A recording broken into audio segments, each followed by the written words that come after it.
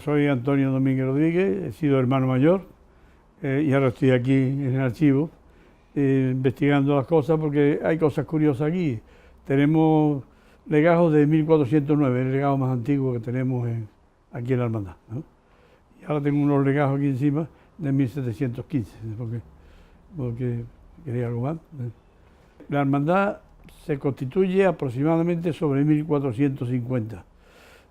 Esto está fundado en que la primera historia que tenemos de ella es que en 1456 muere Pedro Martínez de la Caridad, ya hablamos de la Caridad, que hizo una serie de cosas, por ejemplo, en sitios donde se ajusticiaban a los reos, los cercó, y hizo una capilla para enterrarlos, en fin, y al morir dejó exactamente para sus hermanos pudiesen enterrar a los cadáveres, que es la primera idea que tenía la Hermandad de Santa Caridad. Esto está después acreditado por un decreto que Felipe V hace, donde da a la Santa Caridad los mismos privilegios que tenía con Enrique IV, los reyes católicos, Fernando e Isabel, la reina Juana, etc. O sea, que lo corrobora que anterior a Enrique IV reinó en 1454, que anteriormente a este reinado ya existía la Hermandad de la Caridad. La Hermandad de la Caridad en su principio se dedicaba solamente a recoger los cadáveres y los ahogados y enterrarlos. Era la primitiva idea de la hermandad. Solamente recoger los cadáveres. En Sevilla en aquella época había muchas epidemias. Cuando había muchas epidemias los cadáveres quedaban por la calle. Entonces se creó esta hermandad que está fuera de la muralla de la ciudad para recoger los cadáveres. Había una ceremonia curiosa en que los cadáveres se recogían los viernes de Dolores, o sea, el viernes antes de la Semana Santa, ¿no? Y se iba a recoger los cadáveres, se traían todos en un coche de caballo, en una sémina, en fin, donde podía traerlo, se traían aquí a la iglesia nuestra y al día siguiente se llevaban a enterrar, a hacer el funeral en la catedral, ¿no? Esa es la primitiva idea que tenía. El hecho de recoger los cadáveres, que había muchos cadáveres en el campo, sobre todo los reos que quedaban justiciados, se quedaban allí hasta el día que se iba a recoger la hermandad, quedaban allí los reos. Por eso teníamos que hacer esta estación, ¿no? En su principio era curioso porque había dos, no eran hermanos mayores, eran alcaldes. Era un alcalde de la ciudad y un alcalde del barrio. El barrio fuera se llama el barrio de la carretería. O sea que eran dos alcaldes que contribuían a la hermandad. Y había pocos hermanos. Ahí tenemos precisamente, consta que hay hermanos aquí desde 1565. Realmente no es que no hubiese hermanos anteriormente, sino que a lo mejor no sabían escribir. Y cuando llegó el primer escribano fue cuando empezó a anotar, porque ese año resulta que salen 100 y pico de hermanos. No creo que ese mismo año se hicieran tantos hermanos, sino que todos los atrasados se recogieron. Y concretamente Ortiz de Zúñiga, que habla de, o sea, hizo una investigación sobre todo los escritos de la Sevilla después de Fernando III el Santo. Él habla de que esta hermandad, la primera regla la crea en 1578, pero que la hermandad tenía más de 100 años, con lo cual coincide también un poco con la fecha que nosotros estamos arbitrando. Queremos el 50, el 52, más o menos sobre esa fecha en la que estamos arbitrando. Si queréis, les puedo dejar un resumen que tengo de eso, ¿no?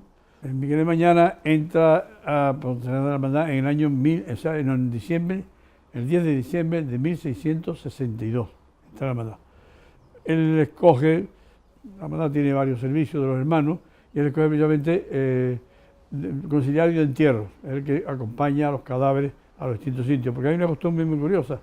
La hermandad no solamente acompaña al cadáver al cementerio, sino que recoge el nicho o donde está enterrado o la llave de la caja, y aquí la teníamos.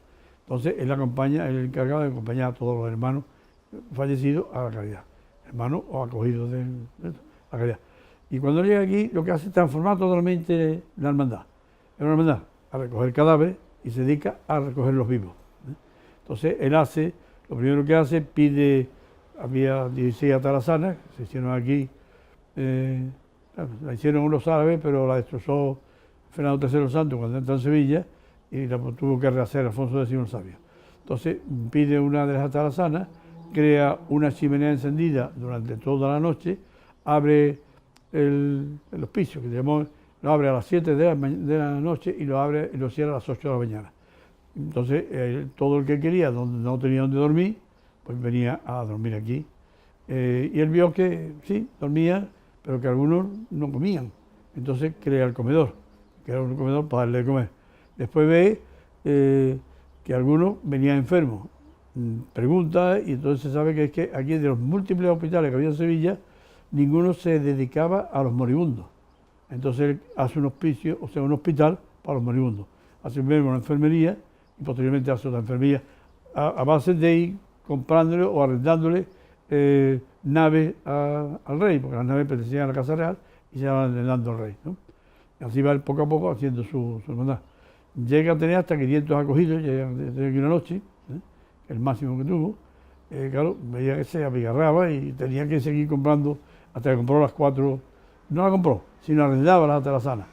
Le costaba 86.000 maravedíes al año el arrendamiento de esas atalazanas.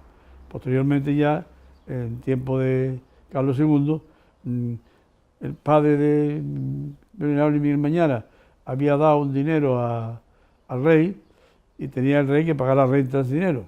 Y nosotros, en cambio, teníamos que pagarle la calidad una renta al rey por eso. Y se cancelan las dos rentas. O sea, vamos a ver, entonces queda propiedad de la hermandad de las atalazanas.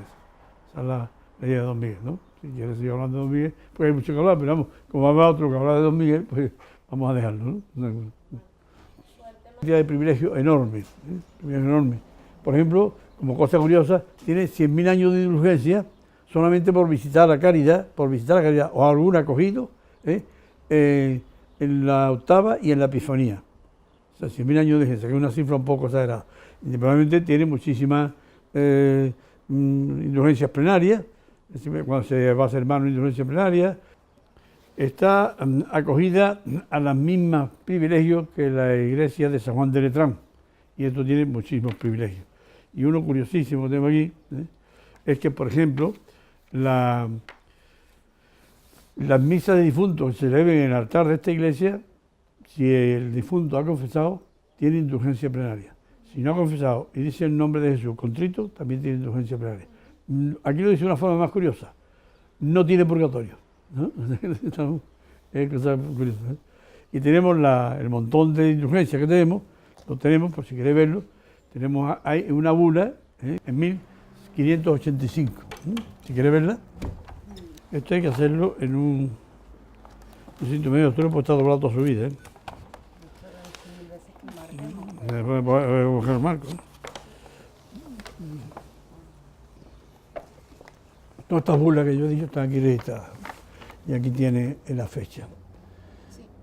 40º, Santo Domino, ahí está, sí. 1586. Por si queréis tomar nota de la...